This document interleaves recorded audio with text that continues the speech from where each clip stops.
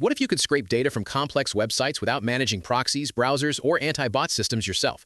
In this video, I'm going to show you how to use ScrapingBee in 2026, explain its main features, and help you understand why so many developers use it for web scraping automation.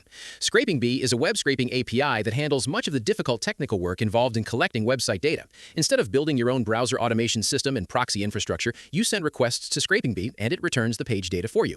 To get started, visit the website, create an account, and access your dashboard. Once logged in, you'll receive an API key which is used to authenticate your requests. One of the easiest ways to test the platform is through its API playground. Simply enter a website URL, enable JavaScript rendering if the site uses dynamic content, and send the request. ScrapingBee will load the page using its own browser infrastructure and return the HTML content. This is especially useful because many modern websites rely heavily on JavaScript, making them difficult to scrape with traditional methods.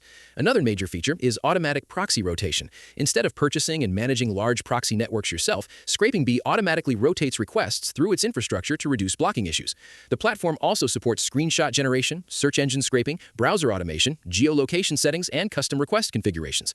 For developers, integrations are available for popular programming languages such as Python, JavaScript, PHP, and more.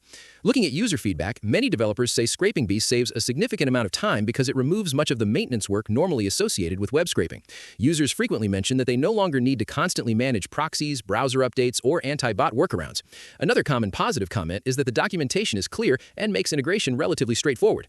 However, there are some limitations. Unlike no-code tools, ScrapingBee requires at least some basic understanding of APIs and programming concepts.